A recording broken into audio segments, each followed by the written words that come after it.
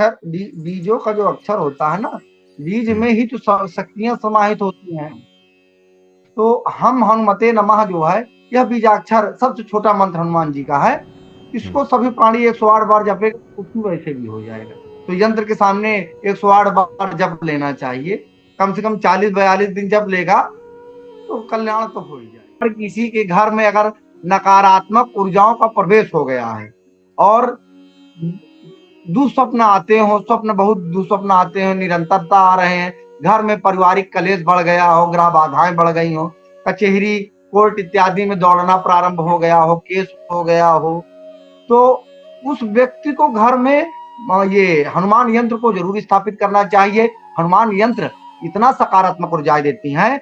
हमारे 7 चक्र होते हैं, मूलाधार से लेकर के सहस्त्रार चक्र, और कोई ना कोई चक्र हमारा डीएक्टिवेट हो जाता है। तो इस यंत्र को रखने से वे सारे चक्र धीरे धीरे एक्टिवेट हो जाते हैं। जय सिया राम। जय श्री राम। सब सुख लाए तुम्हारी सरना, तुम रक्षक काहू को डरना। हनुमान जी संकट मोचन है। जब भक्तों पे प्रसन्न हो जाते हैं तो भक्तों की बिगड़ी बना देते हैं। तमाम तरह की जो परेशानियां हैं, कठिनाइयां हैं जीवन की, वो सब दूर हो जाती हैं। कोई पथ प्रदर्शक, कोई मार्गदर्शक ऐसा मिल जाता है जो आपके जीवन की राह को आसान कर देता है।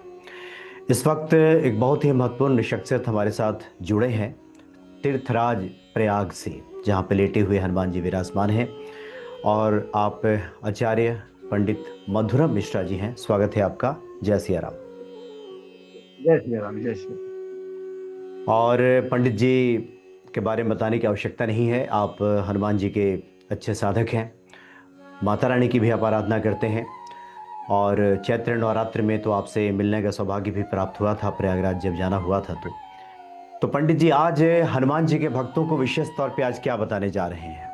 हनुमान यंत्र के विषय में जो है अपने भक्तों को आज बताएंगे। सबसे पहले हनुमान जी का ध्यान करते हैं।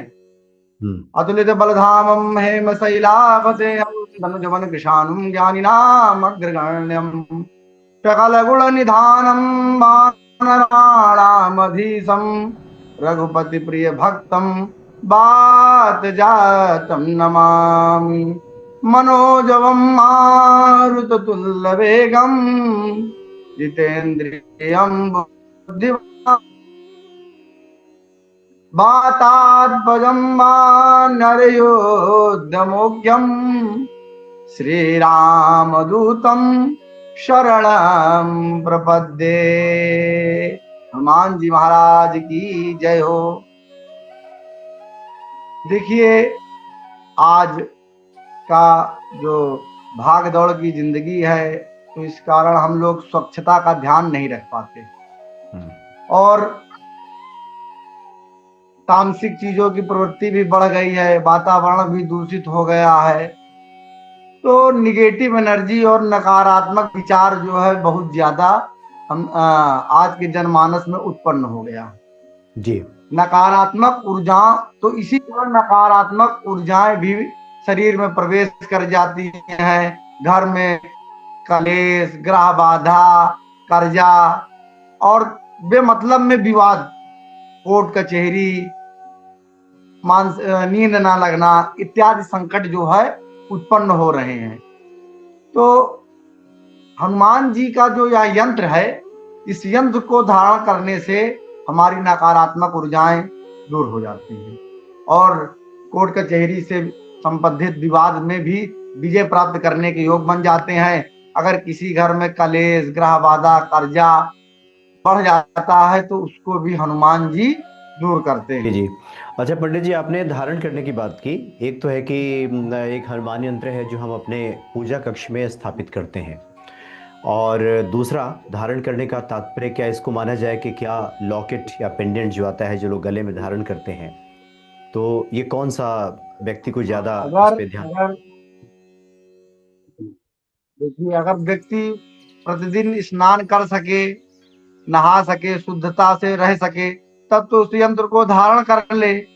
अगर वह प्रतिदिन नहा नहीं सकता, स्नान नहीं कर सकता है, तब फिर उसको जो है घर में अपने पूजा कक्ष में स्थापित कर देना चाहिए, तब फिर लॉकेट वाला नहीं पहनना चाहिए। अगर प्रतिदिन स्नान नहीं कर सकता है, तामसिक चीजों को नहीं छोड़ सकता है। अच्छा, जिन लोगों का खान पान ठीक है, लेकिन जो विवाहित लोग हैं तो उन्हें क्या करना चाहिए फिर? विवाहित लोग भी धारण कर सकते हैं, पर शर्त यह है कि जिनका मन पवित्र हो, शुद्ध हो, आचरण अच्छा हो, आचार विचार अच्छे हो, तामसिक चीजों का प्रयोग ना करता हो, तो वे शादीशुदा भी धारण कर सकते हैं। तो क्या इसे उतार देना चाहिए संध्या काल में, रात्रि में शयन से पहले, सोने से पहले, या फिर इसके लिए क्या नियम होता है? शयन कक्ष में तो उतार देना, शयन कक्ष के पहले जो है उतार देना चाहिए। जब सुबह स्नान स्नान दान से निवृत्त हो जाए तो उसको धारण कर लेना चाहिए, और फिर जो है शाम को संध्या काल के बाद उतार के रख देना चाहिए। अच्छा पंडित जी, चूंकि यंत्र को देवता का साक्षात स्वरूप बताया गया है, साकार एक तरह से रूप बताया गया है यंत्र को।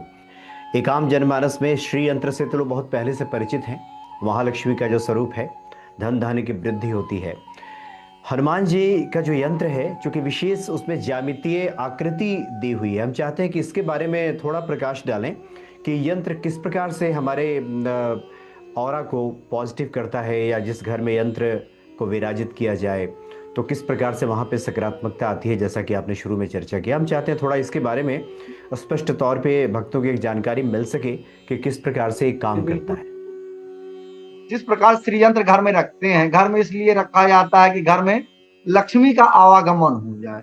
जिस घर में लक्ष्मी का आवागमन एकदम से बंद हो गया, तो श्री यंत्र की पूजा करने से, स्थापित करने से लक्ष्मी का आवागमन शुरू हो जाता है। इस प्रकार किसी के घर में अगर नकारात्मक ऊर्जाओं का प्रवेश हो गया है और दुस्वप्न आते हो, बहुत दुस्वप्न आते हैं, निरंतरता आ रहे हैं, घर में पारिवारिक कलेश बढ़ गया हो, ग्रह बाधाएं बढ़ गई हो, कचहरी कोर्ट इत्यादि में दौड़ना प्रारंभ हो गया हो, केस हो गया हो, तो उस व्यक्ति को घर में ये हनुमान यंत्र को जरूर स्थापित करना चाहिए।